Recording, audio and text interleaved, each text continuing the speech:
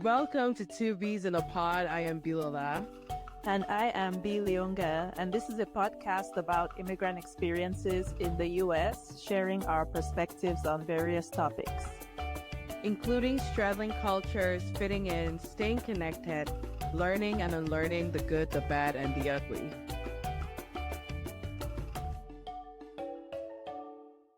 Welcome to this week's episode. Our guest today is Stephen Fusi, and he is going to be talking to us about snacks.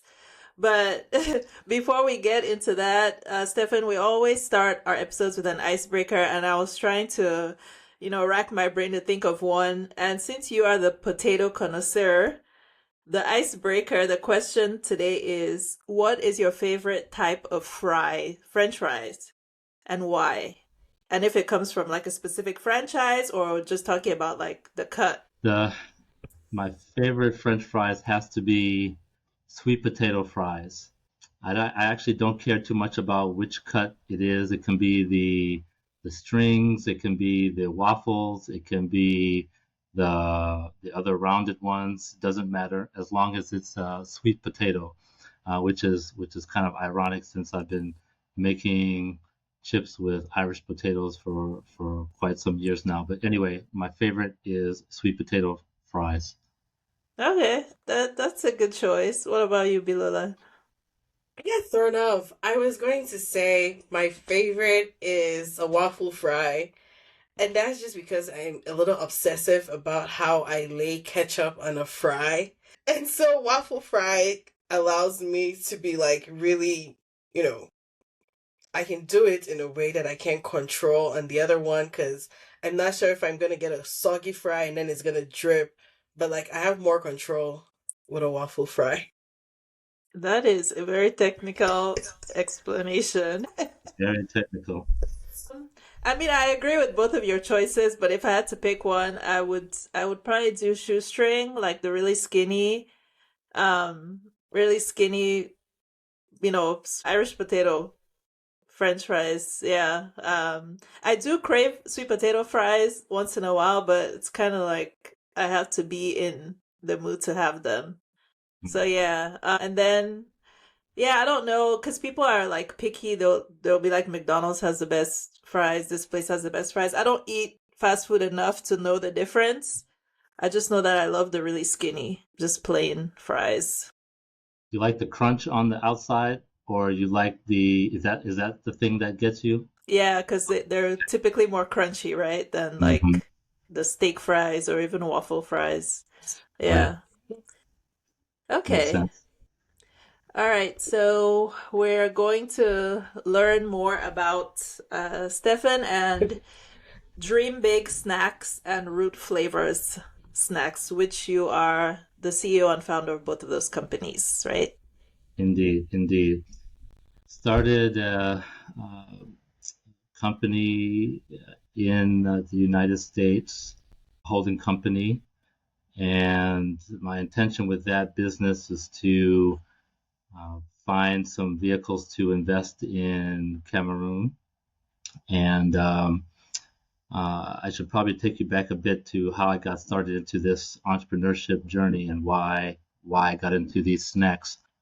I hadn't been to Cameroon since I left after high school in 1993, and my first visit back to Cameroon was 2014. It had been such a long time back, and I was walking through a market, the market in uh, Commercial Avenue, Bamenda, and saw this lady at the end of the selling day selling potatoes. She had this huge pile of potatoes, and I thought it was so unusual that why at the end of the day you're carrying home so many potatoes. I asked her about this, and she said, I've got this very productive farm, but nobody really to buy them at scale. My in my education, I studied engineering and then did an MBA, and I just immediately started to think about an arbitrage opportunity. I could buy low and sell high somehow if only I could figure out what to do with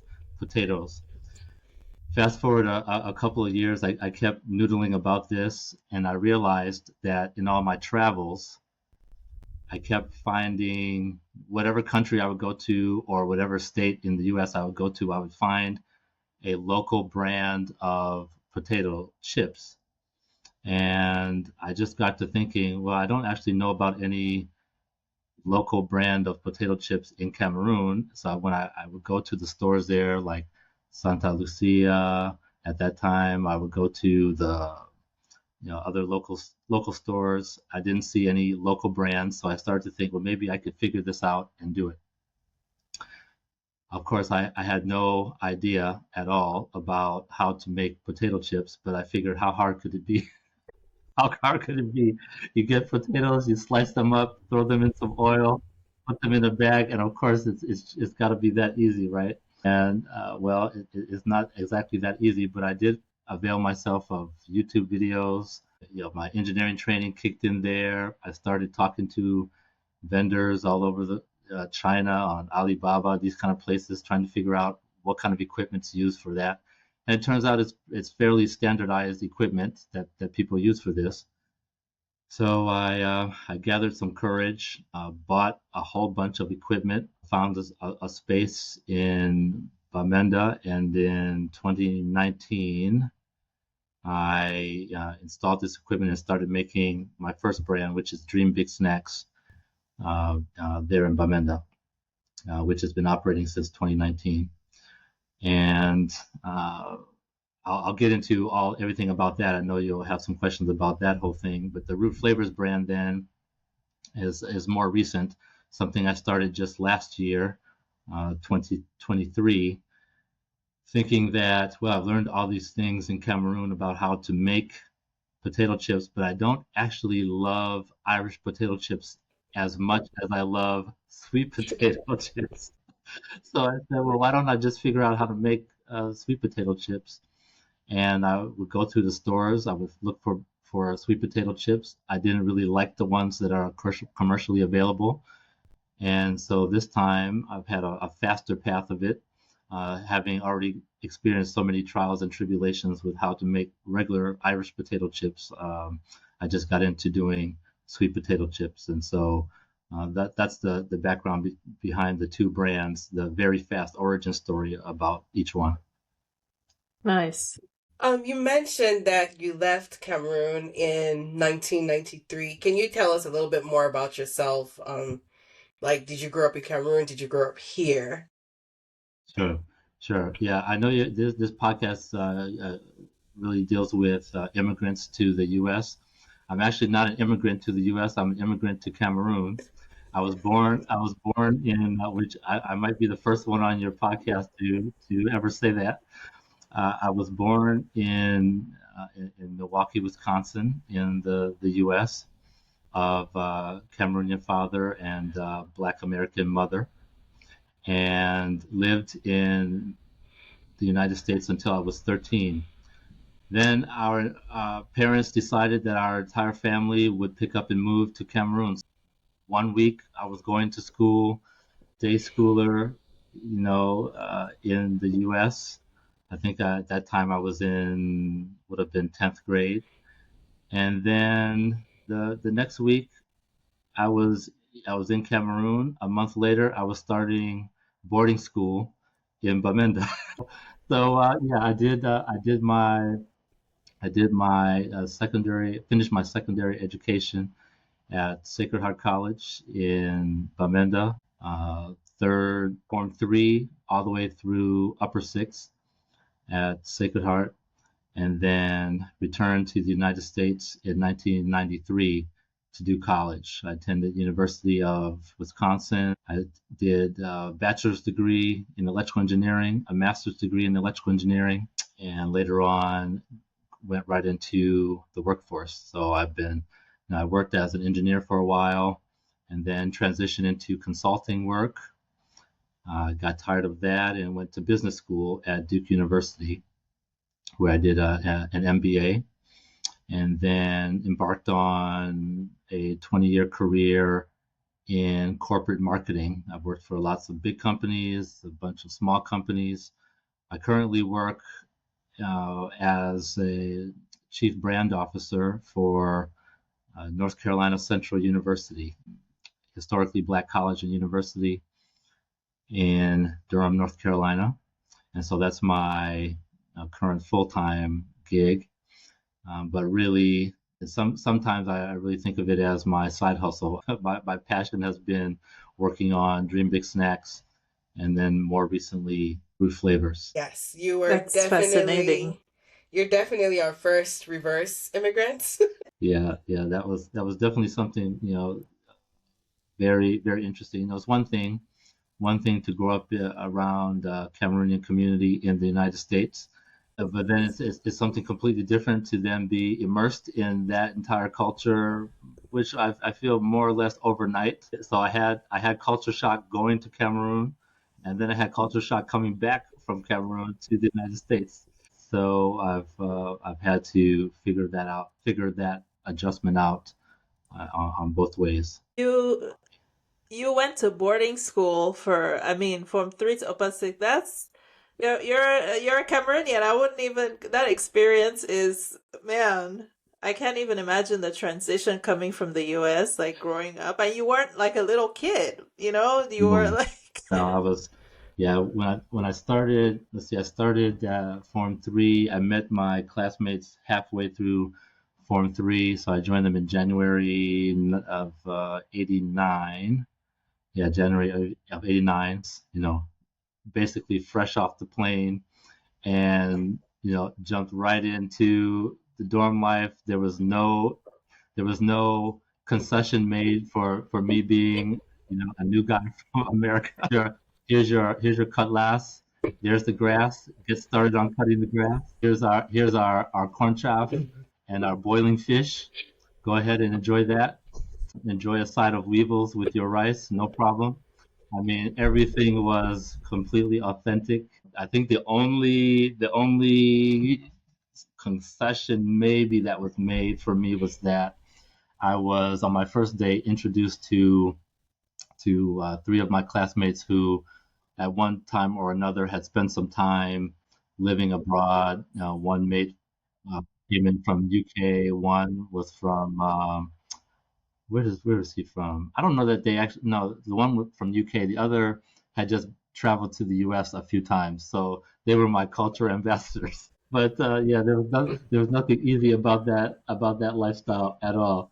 No, and my That's so father was cool. also kind of person who he grew up in Bafut in the northwest there, and had what he would call a very rich but financially impoverished childhood, and so there weren't a whole lot of bells and whistles around the Fusi household in Cameroon anyway. So it wasn't like you know I would go out on outing and have some very plush plush experience there at all. It was rough all the way around for sure. But I love it. Those guys I met are my lifelong friends. We talk every day. Just like I'm sure you are on all sorts of WhatsApp forums with your mates from school. I'm doing the same. I mean, Hmm. my phone, in fact, right now is buzzing. I'm seeing somebody's talking about something. Who knows? So that's it. Yeah. That's really fascinating. Thank you Hmm. for sharing that. We've talked about Dream Big Snacks, but before that, is that the first business you started? No, my first business that I started would have been a website design company that I did as an undergraduate in college. As an engineering student in the early and mid 90s, I was probably amongst that first crew of students who had exposure to HTML. I mean, I remember seeing the Netscape browser being this brand new thing. I remember the very first times in the computer labs we had a lot of these Unix terminals and cursor-based things on the screens, and then suddenly we had this web stuff people were talking about. So I got to learn about that relatively early on, and I was building websites for my friends, building websites for class assignments, and so I just started selling those services to local businesses in and around Wisconsin. That was probably the first business that I started. I just did that throughout college to earn some money, and then I shuttered it after I graduated. That's probably the first one. Fascinating. I think you're our second entrepreneur, and I think the trend we've seen so far is entrepreneurial spirits seem to be like innate, where it's a natural progression to go from one thing and you see everything as an opportunity. And so you've talked about starting Dream Big in Bamenda and considering the climate in Cameroon with the crisis. What are some of the challenges that you have faced running your business out of Cameroon and Bamenda in particular? My goodness, how long do we have on this discussion? I think it has been almost nothing but challenges. Some in a good way, a lot of learning opportunities. Some in some very scary ways. When I was thinking about getting this business started, when I was really seriously saying, okay, this is something I might do. This is about 2017, maybe 2016. I started thinking, on another visit there. What's interesting, once I went back in 2014, I started going all the time, which was pretty amazing. So, I would be there and looking around in like 2016, 2017. This crisis had started, but it wasn't where, if you traveled in from abroad, you were necessarily worried about your safety. People were still moving around. The ghost towns hadn't really started in earnest at that point, or there were rumors that there might be a ghost town, but it didn't really go. And so I just decided, well, people are still here. They're still constructing things. Let me just press ahead. I should first say why Bamenda. I think you asked that, like why Bamenda and why that area. Before I get into the challenges, I consider Bamenda to be my hometown, even though I only lived there continuously for maybe not even quite 5 years. I still consider it to be my hometown, and so I wanted to be part of developing infrastructure in my hometown. The main industry in Bamenda, at least at that point, was education. Schools all over the place. My father started a high school there, and then started what's the country's first private university there in Bamenda. So it was only natural for me to think about Bamenda if I were going to do some kind of business in Cameroon. But when I looked around, and I was always thinking, well, where are all the factories? Where are the industrial things that are going on here?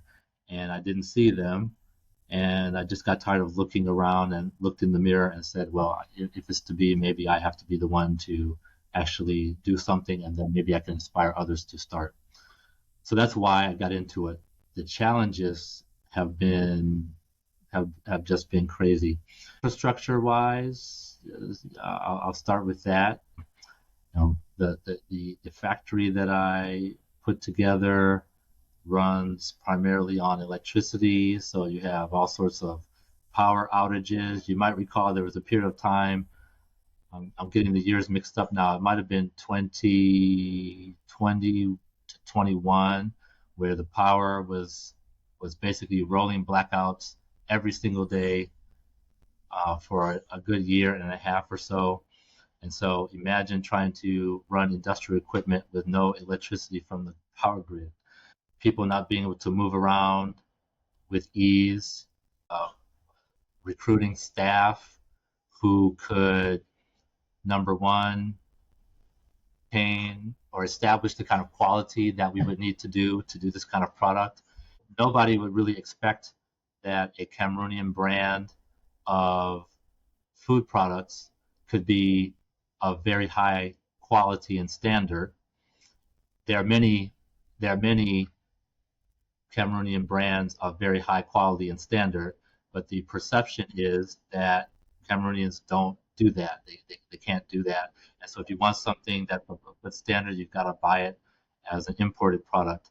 And even now, if you go to the stores, you see so many products from France, you see products from South Africa, from China, India, all these kind of things, these kind of places.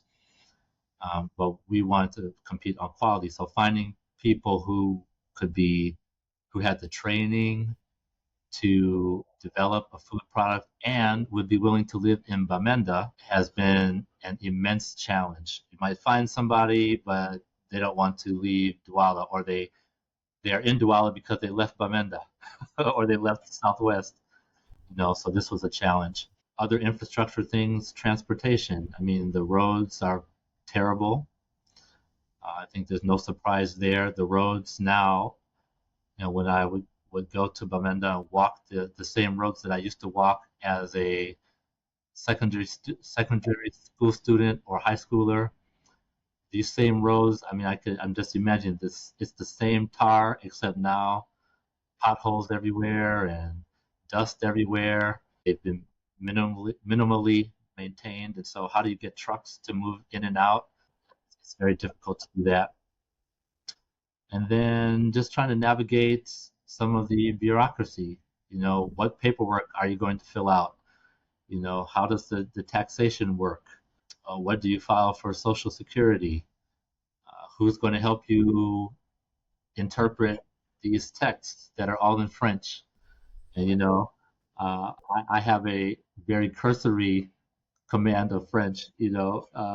Even now, every day I'm on Duolingo trying to learn, so I can listen to what they're talking about on the news and try to read some of these texts. And so these are some of the baseline challenges that we've had, just getting into it. And I'll be happy to drill into any of those things as you like. Have you had any security concerns specifically around your factory, or any threats to your workers or to the establishment? Every single person who works with me has been threatened, whether by government or by the other side, for moving about, thinking that you're working with this place, they must be doing some good business. Where's our piece of that? All of that has happened. We've been, the amount of overhead that we've had to incur trying to practice safe security practices has been immense. Unlike my counterparts who might be in Yaoundé or Douala operating their factories, you might see them on social media showing their processes and all those sorts of things. We don't do any of that. There's no visits to our factory. We don't indulge in random tours. We don't do any of those sorts of things. We try to be very out of the way and not draw too much attention, because it's a security risk for us to do that, and that's a big overhead for us. Finding people who can abide by those kind of security rules is also a thing.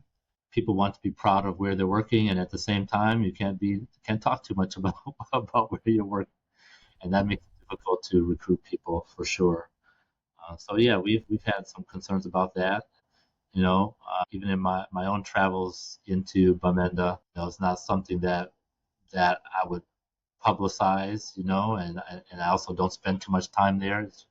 So I've had to engage in a lot of remote management practices.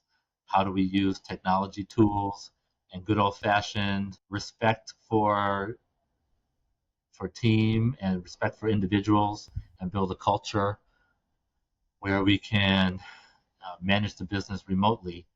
I've had to invest a lot of time and energy and money into those kinds of practices, where someone who might be on the ground day to day in Yaoundé, Bamenda, or Yaoundé or Douala, maybe even the Southwest, might not have to do that.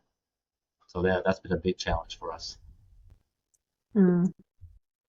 Yeah. I guess on the flip side, because it's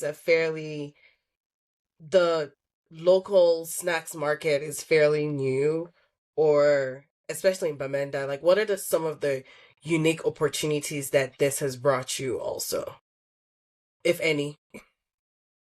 Well, the first thing is just first being embraced by all of the local stores. You walk in there, you talk to the proprietor or manager of the local store in Bamenda, and you say, this product is being made here in Bamenda. And, like you show them the product, and they turn it around and they look and they see Bamenda, Cameroon. They say, no way. They're touching quality. Then they open it and they taste the product. Say, oh, this is amazing. Okay, bring us a case. So the support from the local store owners has just been incredible. They've really worked with us. So I think that opened up some opportunities, so that before we ever started trying to sell outside of Bamenda, we mostly covered, we at least been given a chance to sell our products in almost every significant store in Bamenda and even many other kinds of places there. That's probably the first thing. The second thing is then when we started going into Yaoundé and Douala, getting into the Southwest, those shop owners also were interested in bringing in a domestic option to all the imported products they have. They'll have Pringles, they'll have Lay's, they'll have there's some other Pringles knockoff that they have in the stores. I can't remember the name of it. It's an identical thing from Thailand or somewhere like that. And we would let them taste those products and taste ours. Just tastes amazing because we're using everything local. Everything is fresh. It hasn't been on a boat for 2 months before it gets here. And so that opened up an opportunity for us to compete on quality, if not on price. We are a premium price product, so we're not the cheaper option, but at least we're a domestic option. And then I'd say some of the business development opportunities around for local entrepreneurs. We've been invited to do showcases in Douala and Yaoundé. We've gone to various conferences, met lots of local entrepreneurs, and that has helped to build up some local networking opportunities there. But I still think that there's a huge opportunity for domestic production of snacks. There are many who are doing it very well. Lots of great brands out there. I've gotten to know many of those founders and executives there, and I'm just really excited for all of them to keep pushing and innovating and getting out there into the market. That's awesome. When you talked about having to kind of keep your operations, fairly clandestine, I would say, I thought it's unfortunate because that's something that, like, for example, school children it would be very inspiring for them to see, right? We've talked a lot about on this podcast how for kids, when you're thinking about what do you want to be when you grow up, you can only imagine the things that you're seeing. And for a child to come and see, oh, this is, like a local, factory making it's unfortunate that that's how you have to operate, and it's taking away opportunities, to inspire at the very least, right? Local kids and even adults. Well, we still managed to bring in university students. While I wouldn't call them school children, we did have many university students who were studying food processing or some kind of related engineering to come in and work as interns. Okay. We had university students come in and help us with accounting and some marketing opportunities. So we still managed to do those things even if we're not a completely open book. My vision for this really was, like you're describing, to have a place where we could invite the local children to come in, take a tour of the factory, get a bag of chips at the end. So they could go home and be inspired that this is something that I might do one day. If not this exact thing, at least maybe I can do something else. Maybe I know how to process, I don't know, milk powders, or I know how to to do chin chin, or I know how to do something else, and then I can make a business out of that and do it at scale. Not able to do that. At least we have attempted to stay true to that educational mission. That's awesome. So I don't know how far along you are with root flavors, right? But at this point, it sounds like you have like parallel, running operations in the US and in Cameroon. What are some of the glaring cultural differences that you would say, whether that is, I don't know, how your teams interact or work, or obviously we know, dealing with the government and all of that legal stuff is going to be very different, but just on a cultural level, what would you say would be some of the biggest differences? Well, for the moment, the team in the U.S. is still pretty small, and it's all mostly family members. Maybe a couple people will pitch in here and there. It's still a budding operation here in the U.S. However, what I can say about some cultural differences is, probably the first thing that I really had to work on and continue to work on is building a team in Cameroon with people who will tell you what is really necessary to make the operation go rather than tell you what you want to hear because you are the boss. Mm-hmm. And that's really an ongoing thing. Would not expect that the leader of the organization would ask for your opinion and want to know your honest opinion about what you think about this proposed strategy. How is this implementation really going to work? What are the downsides of this proposal, of this recommendation, of this direction that we're talking about?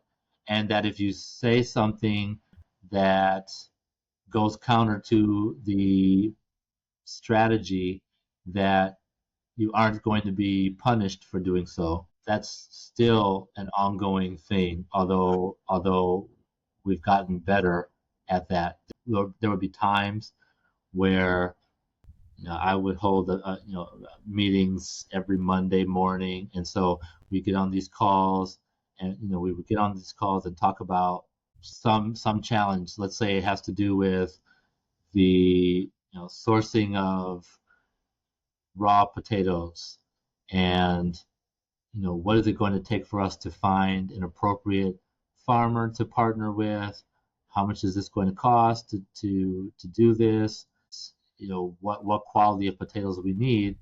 I'll go through this whole thing about what I think is going to happen, and people just say yes, sir, and then I follow up. A week later, nothing has been done because, in fact, there are lots of challenges with reaching this particular farmer, and what I'm talking about in terms of the price or the shape or size of these potatoes isn't going to work for the equipment that we actually have, and so nothing happened for this whole week. And so I'm thinking that, well, we entered into a contract with this guy.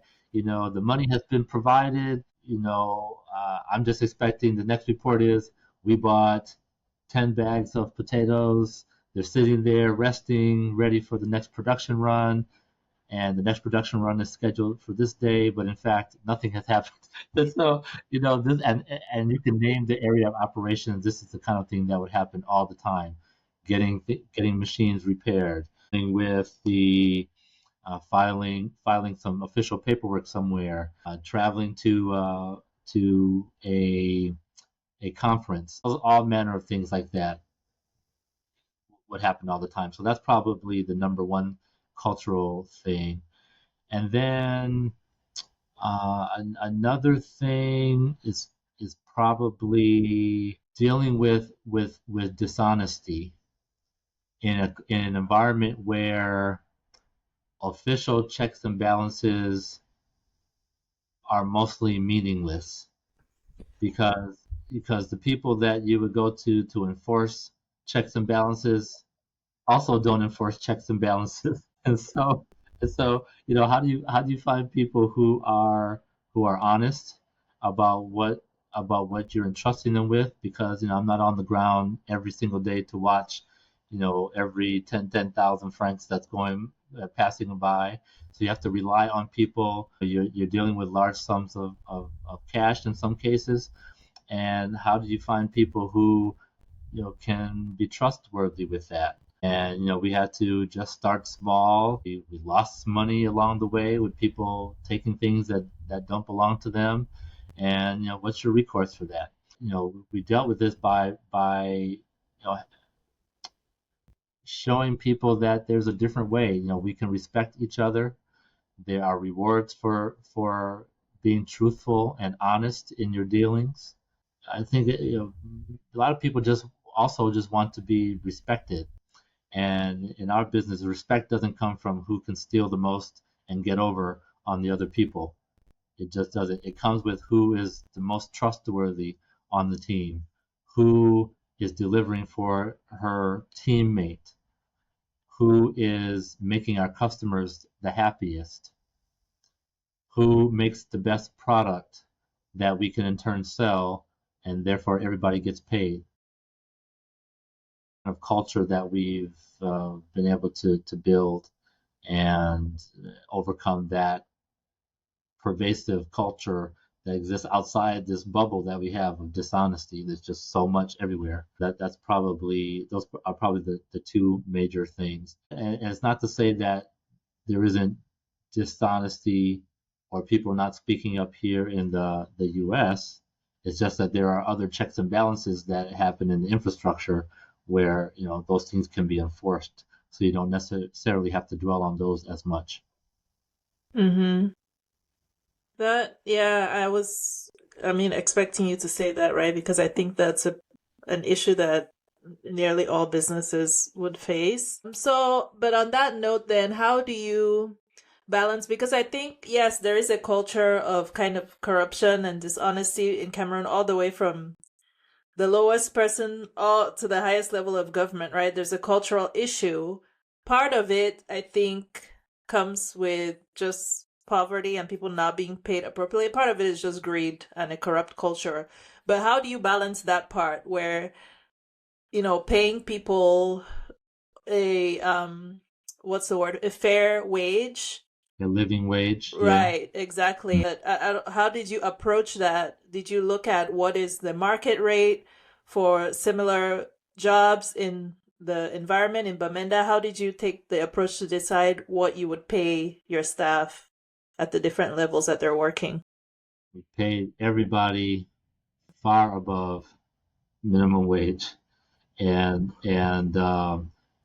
as in part as a recruiting incentive, and as a talent retention strategy.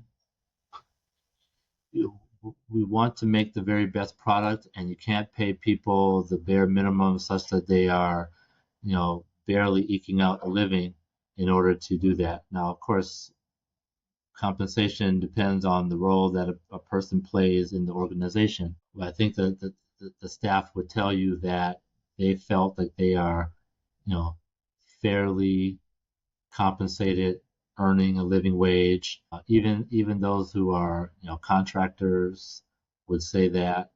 And so that's just what I did. It's just important to pay people fairly, even if that means that the business is not quite self-sustaining, requires some ongoing investment. That's just important to try to do. Now, there's a pathway to get there, but I went into this knowing that would be the case for some time. So I wanted to make sure we could pay people appropriately, so that they in turn would make a product that I could be proud of, that they could be proud of, that our customers would be proud of. Nobody would have to worry if you get a bag of Dream Big snacks that the quality is not good, which is actually an interesting thing, because when we first started, the quality was not that good. And it was because we didn't have the right skill sets on the team to know how to make these products well. And so I had to engage in some recruiting, posted a lot of national ads and job boards and other things, and hired some people who could bring in the kind of skills that we needed, particularly in food processing and quality control, who had been trained, studied those things, and who were willing to be in Bamenda doing all this stuff. So, of course, those people, earned, I think they would say they earned handsome compensation. But it was very worth it. I mean, a great investment because we saw instant turnarounds. Some of our earlier customers, one customer in particular, was buying products all the time to give to her children, and then one day called me and said, "Look, this case of products that I got is horrible. I don't know what's wrong with it. It's just bad. I'm not buying another thing from you until you fix it." And this is an interesting story. It also goes to some cultural things. Um, I said, okay, well, look, I hate that this has happened, that you don't love the product. Let me refund your money. Let me send this back to you via Momo or Orange, whatever dish you're using. And there was a silence on the phone. She said, "What? What do you mean you're gonna refund my money?" Because as you know, almost nothing in Cameroon comes with a money back guarantee.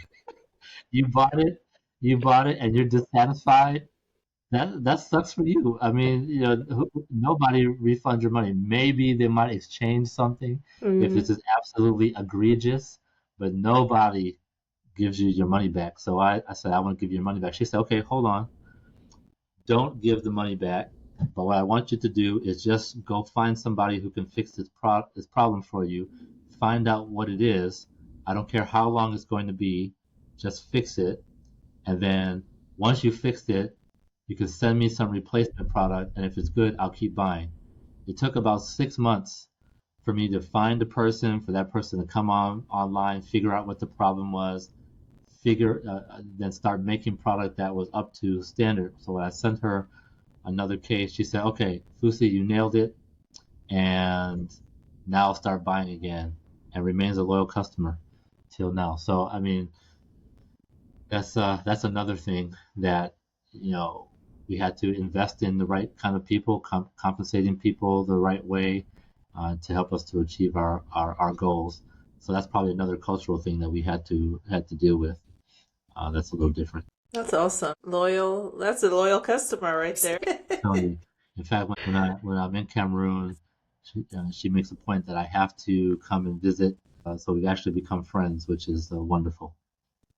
That's awesome. I wanted to ask about your supply, right? Do you have like dedicated farmers now that you work with, or do you still kind of change? Are you still always looking for a better, product or price, or how does that work?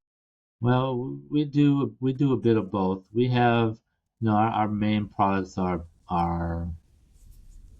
potatoes, Irish potatoes and oil. Those are the main things that we have to buy, that we source locally. Spices, of course, we do that too. And our objective is to enter into long-term relationships with suppliers. It just turns out that this crisis has made it that some of the farmers that we want to work with long-term have problems working their farms. They can't get to their farms, or something happens on their farm or in their area where they can't harvest their crop and then bring it into the city. So then we have to hustle and look for other farmers who can help us with those things. Same on the oil side, they may not have access to their raw materials in order to produce oil for us. So then we have to look for other vendors who can do that. So we've had usually a roster of multiple suppliers for each of our main inputs, just to have some redundancy in case something happens or we can't get to one and the other might be able to help us come through. It was also a long-term goal that maybe we could make some of our own stuff at some point. For now, that's not really where we are. It would have been nice to, grow our own potatoes, for example. That way we could ensure the exact quality that we want, et cetera. But that's just been a challenge to even imagine doing that right now. Well, you mentioned something that I obviously I've never thought about, but you mentioned the size of the potato. Like, how do you get, because I assume in the farm they're not all the same size, right? So when you're buying from the farmers, you're just buying whatever they give you and then you guys remove the ones you don't like, or they have to give you a minimum size? We asked them to sort them. Okay. Well, we asked them to sort them between a range of sizes. We also look for other things, the moisture and starches and colorations, and there's a whole criteria that we put together that we share with farmers that this is what we want. And if you can provide that to us, we also provide you a premium price versus what you might pay or get if you just take them to a wholesaler somewhere, because we get something that's outside of our specs, then that means the quality of the chips that we produce is not what we want. And so we're willing to pay a slight premium in order to have the farmers to grow and select what it is that we want. Same thing on the oils. We want a certain kind of oil and within certain tolerances that we measure, so we want them to produce to that spec. That's awesome. Yeah, yeah. Yeah, all these sort of things that I never knew. I always thought a potato was a potato. I thought a potato was a potato. So it's funny. I do the same thing now with the sweet potatoes that I source here in the U.S. I go to the farm there and work with the farmer there. So I know this one's too big. These ones are too small. I need this kind of shape, for the processing equipment that I have, and they can't be too old, they can't be too new because I need a certain sweetness to them, and that's something that I learned from dealing with farmers in Cameroon. So now I can talk to the farmers here, and they're like, "Oh yeah, okay, we get it, no big deal," and we'll source what you want and give that to you. That's so interesting. Again, that's something Yeah, that I would have never. yeah, yeah. I wouldn't have imagined it myself, you know. But I think it's also good because we were able to find farmers that share our quality goals. So they also want to produce the very best product that they can. They spend a lot of time cultivating their crop and optimizing it. And so when they can find someone who wants to buy high quality, that means that their efforts also have a payoff. So I think it's good for going upstream. They in turn teach other farmers about quality and managing their crop appropriately, etc. We've enlisted some assistance from technical experts to work with farmers and also educate us about what we should be asking the farmers. And so I think there's some sustainability goals there. Even if they're informal, there's some continuous improvement that's happening that are really important for us. That's awesome. How big is your staff in Cameroon? Between full-time and part-time people, we range between 8 and 10 people. Um, Depending on if we have big orders that are coming in, we might staff up a bit more, or if things are pretty lean, then we'll have fewer people. We're constantly trying to figure out new markets for our products too, and other ways that we might sell them. When I first started, I had this vision, which was purely an imported vision of we're going to sell our products 100% online. I can't, I just, right now, I just chuckle at that. But if you could just think about 2017, 2018, direct to consumer businesses all over the place. And so I just thought, yeah, of course, we're going to set up a dreambigsnacks.com website, and we'll do all sorts of internet ads, and people will, of course, buy products. And then I had to, get into all the challenges with infrastructure. How do I deliver something when the address is, you know, come up Behind for all T markets. junction, come up for T junction, go this side, go to Gua's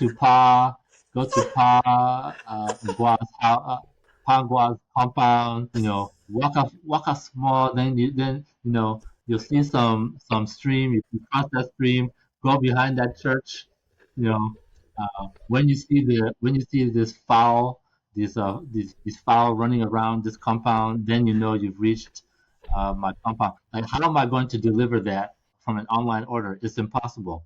How is someone at the time, Cameroon did not have a payment gateway, online Mm. payment gateway, so you couldn't process credit card payments online. So how were we going to take payment? How are we going to ship things from Bamenda out? We managed to work with some various trucks and buses to do things. But the point is, I couldn't do that. And uh, I forget how I got onto this whole e-commerce thing. What was the question again? I forgot. I get into that. I forgot too, but you now I'm curious. So how do you? Because I grew up in Limbe. I'm from Limbe, so I'm curious if you market.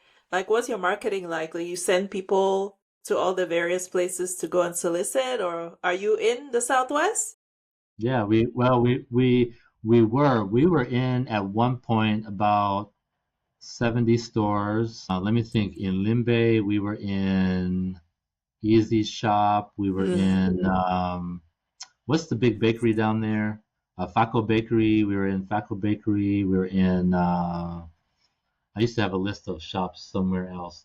We've since pulled back from a lot of places. But what we would do is send people out. We would travel out. I would travel out. Members of the staff would travel out, and we would just go to. Let's say we want to get into Limbe, Boya, those kind of places. We just go there and go around to the main shops, bring samples, and ask them to carry them. And then we would have street teams who would, they put on a Dream Big t-shirt and walk around for the day with samples and let people try the products. We would camp out outside the stores who had agreed to take our products. And as anybody would come in and out of those stores, we'd ask them to try them. We would run promotions, like if you buy today, we can give you, 10% off or something like that. And we worked that out with the store so that we would just reimburse them for whatever discount we were providing that day. So we would do things like that. Sponsored we sponsored all sorts of things. Like in Limbe, we sponsored Invest in Limbe, on that Facebook Hmm. account. We used to do the quizzes that they used to hold. I don't think he's still doing those, but we would be the sponsor for the quiz. So you answer questions correctly, we send you first, second, and third prizes. We would send a full box of products or a half box or a quarter box of products to you, no charge. And then that would be broadcast around Facebook and Instagram. We did things like that. We would sponsor nonprofit groups. So we did the Miss Christian Cameroon pageant one year. I mean, you name it, we've been in all sorts of things. Cultural groups, movie premieres. We've had our products there. We would do all sorts of things.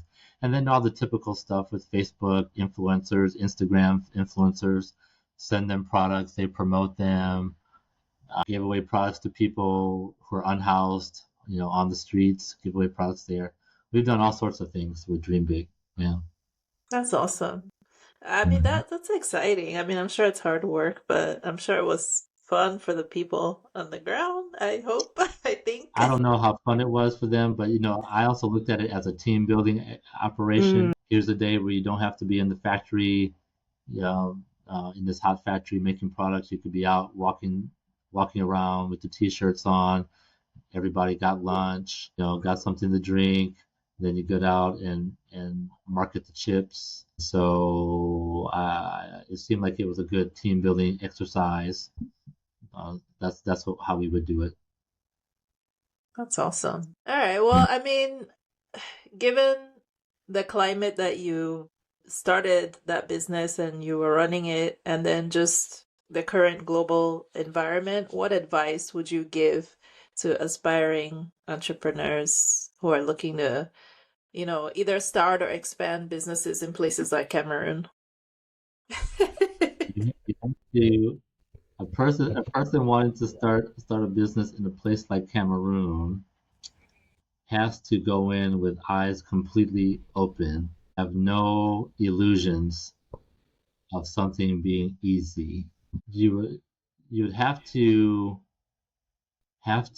mind very well of the people that you surround yourself with. Think very carefully about your own red lines, what things you're willing to do, what things you're not willing to do in order to make a business go.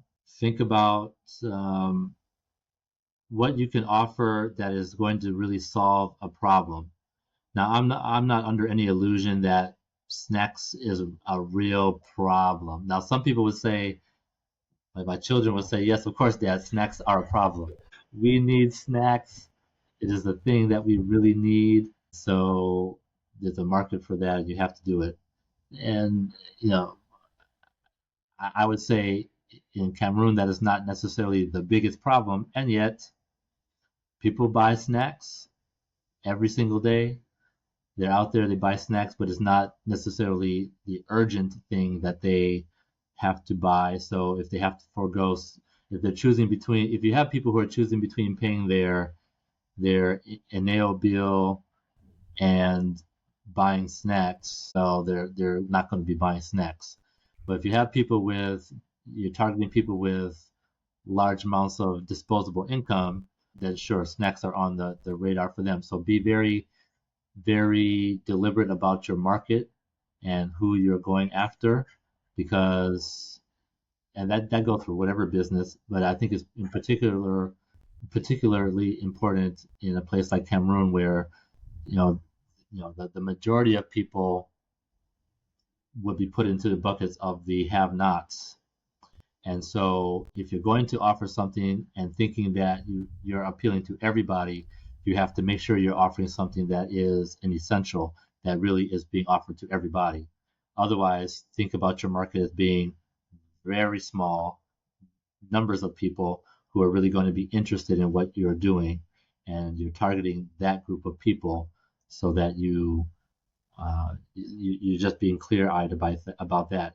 You're going to have to build a lot of infrastructure for yourself. The infrastructure that especially if you're listening to this, you are living in the diaspora someplace and you're thinking about investing in Cameroon or a similar place, just think of all the infrastructure that you need and imagine that you have to build all of it. And then be pleasantly surprised to find that some of the infrastructure might be there already. But think about every bit of infrastructure that you need, the systems that you need, the utilities that you need, the equipment that you need, platforms and tools for managing your team that you need, the financial infrastructure that you need. Think about having to create all of those things or adapt all of those things to your business, and then be pleasantly surprised to find that some of those might be there, like the financial infrastructure. There are ways you can work with mobile money and some banks and credit unions and those sorts of things to get what you want. You might have to manufacture your own electricity with generators, or bring in solar, which I wish I could do, but that's the thing that you might have to do. You might have to tailor make your buildings to match up with what you need, to suit, as they might call it. Your transportation network, you might have to put something together that works for your operation, particularly if you're doing something industrial.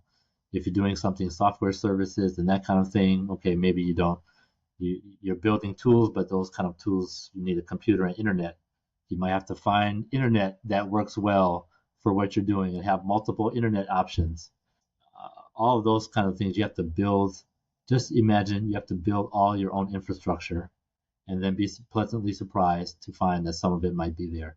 The kind of things that I've had to create from nearly from scratch or from scratch, invest in kinds of things that I never thought I would have to do, capital intensive.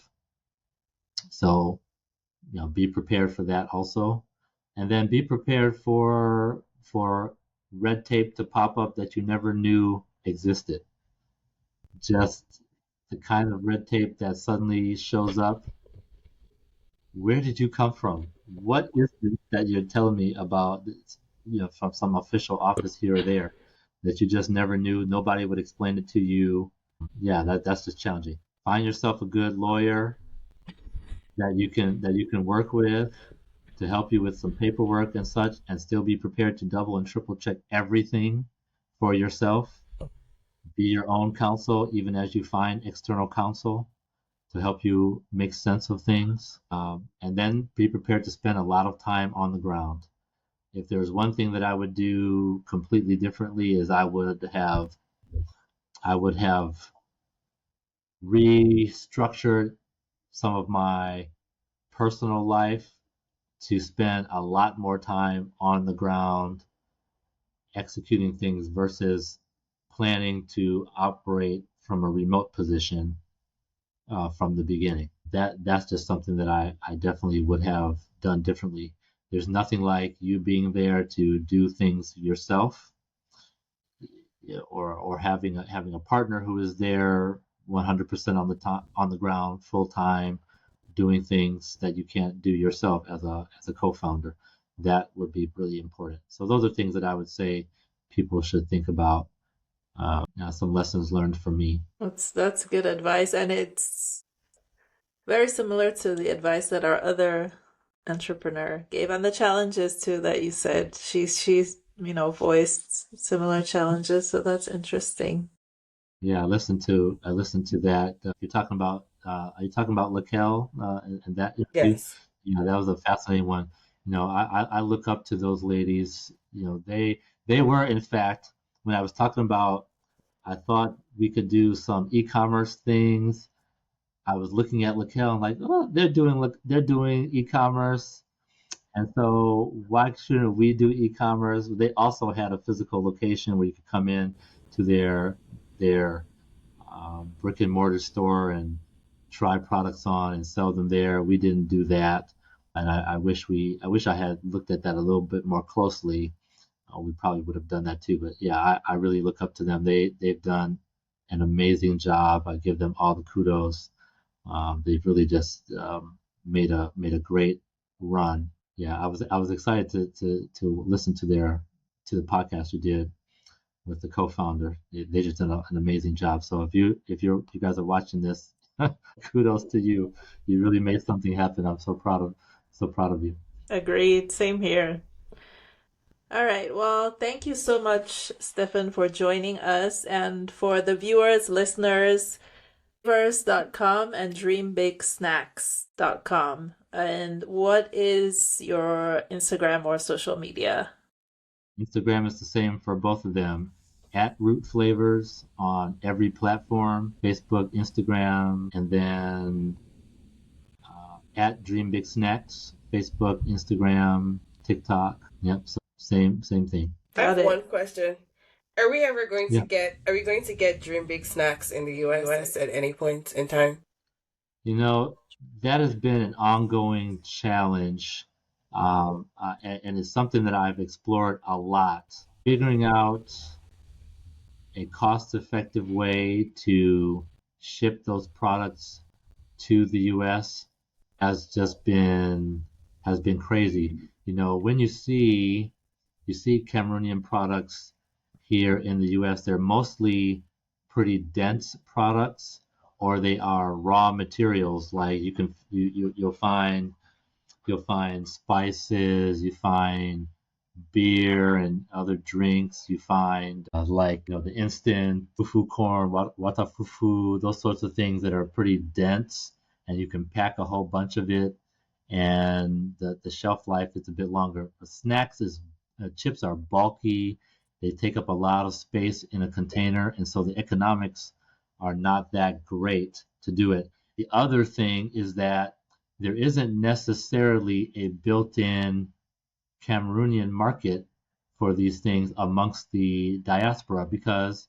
neither of you grew up with Dream Big Snacks that you remember from secondary school, from primary school, from high school, university, etc. Unless you are a very, I know neither of you are, but unless someone is a very recent immigrant and they came across Dream Big Snacks in the last 5 years, if I were to put Dream Big Snacks in front of, let's say, the Bafu Cultural Association here, most of those people have never seen this thing at all. They have no affinity to it. So there isn't a built-in market. I'm instead competing directly against Lay's, Utz, and these other local brands at a price point that I can't think about because of the cost of importing. So it doesn't really make sense right now to try to import Dream Big Snacks and thinking there's a ready-made market. Much better to figure out how to continue to drive it domestically for some period of time where there is a built-in market where people go back and they see it in the stores there and they buy it there, and then now they start demanding it stateside, in which case we could do it. So we've only done it on a very limited basis. Somebody really, really wants it, we will ship a few cases over and sell it to them. But these are people who are willing to pay a premium for it and might do that. But if you are Cameroonian, you listen to this and want to support a Cameroon American, buy some root flavors. They're here in America. You can get them anytime. We'll ship them to you anytime. So go to rootflavors.com and find it. And you just know you'd be supporting a Cameroonian American in the U.S., even if you didn't grow up with it. So. And when you're back home, doing your Dirty December and going to your weddings and all of the things that you're doing back home, when you go to the shops, look for Dream Big Snacks. That's it. I'm a frequent customer of Easy Shop in Limbe, so when you mentioned that, I was like, oh yeah, my mom goes there all the time. But you said you no longer supply them, or you still do? Yeah, we're not supplying them right now. We're thinking of a pivot in the business as we try to figure out the challenges that I just talked about in the supply chain have just escalated. Where everything just costs so much more. We also just had trouble physically getting some products. So for right now, we only supply really on demand. So we ship to some schools, outside of Bamenda, who want our products for their canteens, and then a couple of stores that really said, hey, we just have to have your product, so we make to order for them. But we've mostly pulled back from most of the distribution that we've had throughout the country. And so, people call or write all the time, where's the product? We don't see it anymore. Well, it's because we mostly ship on demand at this point. But we're thinking of some new ways to go to market that would be more sustainable and help us to become more profitable. So yeah, you wouldn't find us in Easy Shop right now, but we do make products on demand. Got it. Okay. All right. So you can again follow Root Flavors and Dream Big Snacks, and you can follow Two Bees in a Pod on Instagram at 2beespod, and then on YouTube, of course, at 2bees in a pod. And we always end our episode with a proverb. And Bilola, take it away. Until next time, Bele no get Sunday. Stephen will let you give us your interpretation of that. Say it one more time, because I almost couldn't hear you. Bele no get Sunday. You have to eat all the time. There's no days off. Gotta work every day. Gotta work every day. There's no days off. That's how I would interpret that. Exactly. Gotta eat every single day. Yeah, basically. No days off. No days off. Beleno gets Sunday. All right. Well, thank you so much for joining us, Stephen. Your story, it's really inspiring, and I hope, the listeners and viewers find it inspiring. If there's one thing you would want them to take away from this episode, what would it be? Well, two things. First, definitely follow 2B's Pod, because you all are, Two Bees in the Pod, are doing a wonderful thing, highlighting entrepreneurs and others with interesting stories in the diaspora. So please, that's number one. And number two, every single one of us can do something to affect change, even in your own way, and even if you have to be the first one to do it. Never mind the naysayers who would tell you, who would discourage you, and tell you, don't bother, it's too hard, it's never going to work. Never mind those people. They may not see the vision that you have, but you can do something. There's something that you can do. It may take personal investment of money, time, spirit, energy, relationships, but you can do something. You can partner with somebody, you can go it alone, but you can do something. So figure out something that troubles you, that you can see a way to make something different, and just get started doing it. Amen. Thank you all for the opportunity. Thank you for Thank you joining for joining us. us.